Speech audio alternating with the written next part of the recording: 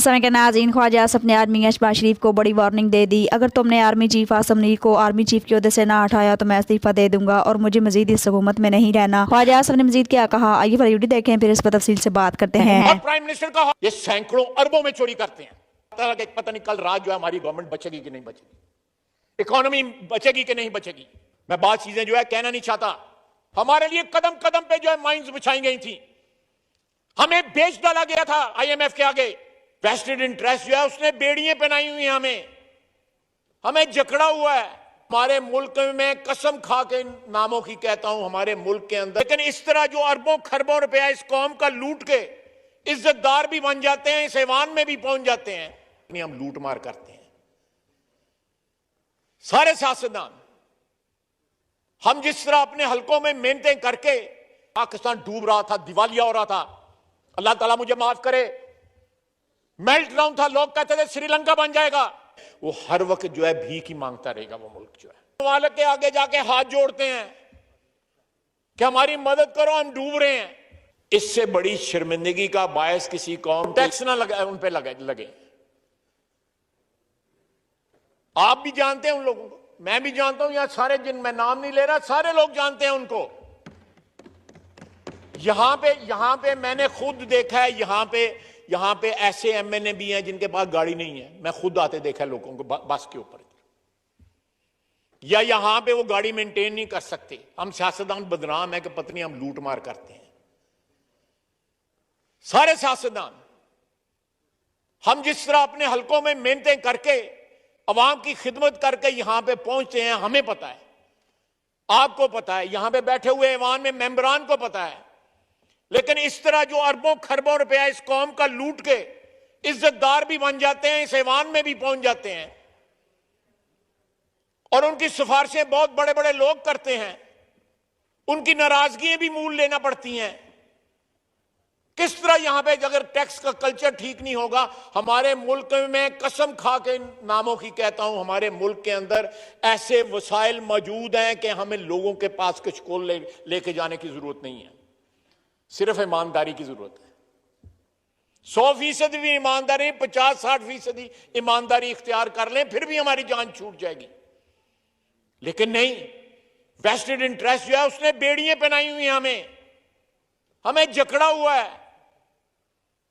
कभी हम आईएमएफ के पास जाते हैं, कभी वर्ल्ड बैंक के पास जाते हैं, कभी एशियन डेवलपमेंट बैंक के पास जाते हैं, कभी दोस्त मुमालिक के आगे जाके हाथ जोड़ते हैं कि हमारी मदद करो, हम डूब रहे हैं। हमें कोई लाइफ जो है वो जैकेट जो है फेंको ताकि वी कैन स्टे अफ्लोट। इस तरह नहीं होगा जनाब speaker. We have to change this culture absolutely 100%। जो बंदा पैसा कमाता है वो जरूर टैक्स दे इस मुल्क के अंदर। जो नहीं कमाता, जिन लोगों के पास ज्यादा पैसा है, वो उनकी जिंदगी जो है वो आसान करें, उनको कोई मुश्किल नहीं। यहां पे घर हैं, इस्लामाबाद में भी, लाहौर में भी, कराची में भी, 35-35 करोड़ रुपए का 40। अगले दिन सोशल मीडिया पे यहां पे गुलबर्ग ग्रीन में एक घर था, 62 करोड़ रुपया मांगता था उसका मालिक। उसको मिल गए होंगे, सारे टीवी पे, किसी टीवी ड्रामे में वो घर आया। It is outrageous. 62 करोड़ रुपए का घर। मैं उस बंदे की बैकग्राउंड नहीं बताना चाहता, कोई अरबपति बंदा नहीं है, कोई खरबपति बंदा नहीं है, 8-10 कनाल पे घर है।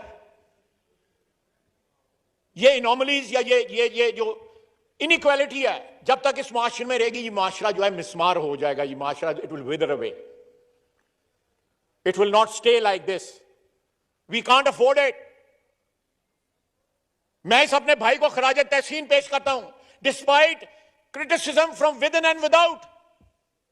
इसने 3 महीने जो है वो साबित कदमी के साथ जो है, तमाम पाकिस्तान डूब रहा था, दिवालिया हो रहा था, अल्लाह ताला मुझे माफ करे, मेल्ट डाउन था, लोग कहते थे श्रीलंका बन जाएगा। हमारे लिए कदम कदम पे जो है माइंस बिछाई गई थी, हमें बेच डाला गया था आईएमएफ के आगे।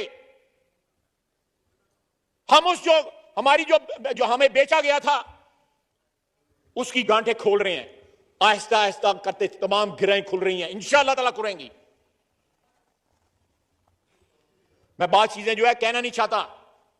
कि इतने डिफिकल्ट टाइम पे कभी ऐसा भी दिन आता था कि पता नहीं कल रात जो है हमारी गवर्नमेंट बचेगी कि नहीं बचेगी।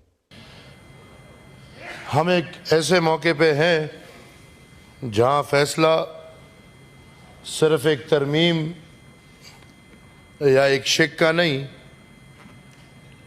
बल्कि आईन, वफाक और जमहूरियत की सिमत का है। सूबाई खुद मुख्तारी, 18वीं आईनी तरमीम का तहफ़्फ़ुज़ और NFC अवार्ड के तहत सूबों के वसाइल और माली हुकूक की हिफाजत,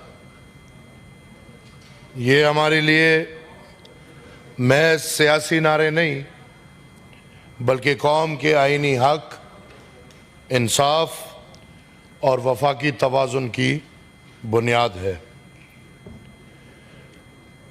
जनाब वाला, मैं आज इस ऐवान में मौजूद उन तमाम जमातों से, ख़ास तौर पर उन पार्टियों से जो अक्सरियत में है, थे या रहेंगे और इक़्तिदार के ऐवानों में बैठते हैं, थे या रहेंगे, ये सवाल रखता हूँ कि आप लोग आईन को किस सिमत ले जा रहे हैं। क्या चंद वक्ती तरामीम और वक्ती मफाद के नाम पर हम उस मुक़द्दस दस्तावेज को उसकी रूह से खाली कर रहे हैं? क्या हम वफाक को मजबूत करने के बजाय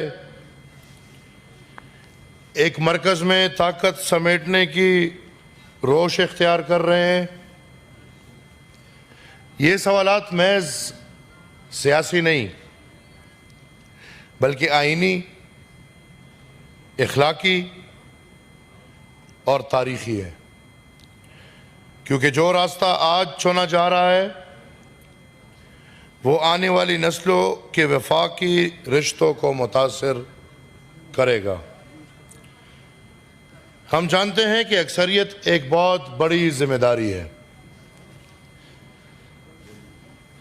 मगर अगर ये अक्सरियत जाली थी और जाली है, जाली थी, RTS वाली भी जाली थी और 45 वाली भी जाली, और हम उम्मीद रखते हैं कि आप लोग जाली के साथ नहीं खड़े होंगे।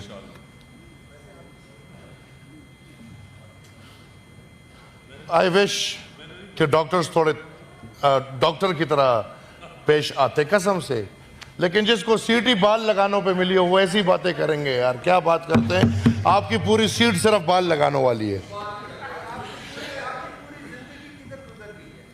अल्हम्दुलिल्लाह, वली खान के घर, असफंदियार वली खान के घर, एक नजरिए में लाल टोपी में पैदा हुए, इसमें मरेंगे। सर प्लीज इनको जरा रोकें, इनको तो अकल नहीं है, लेकिन अगर आप सिखा दें तो।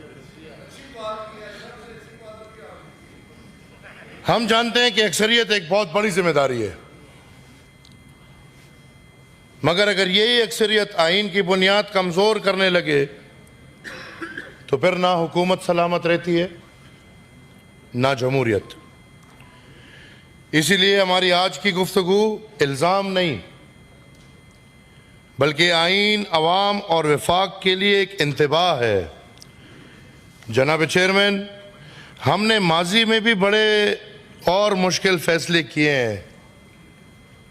फौजी अदालतों के वक्त हमने कड़वा गूंद पिया इस उम्मीद से कि दहशतगर्दी की लानत ख़त्म होगी, मगर अफसोस आज भी हमारे गांव में, हमारे शहर में और हमारे पहाड़ों में दहशतगर्दी की अफरियत से महफूज नहीं।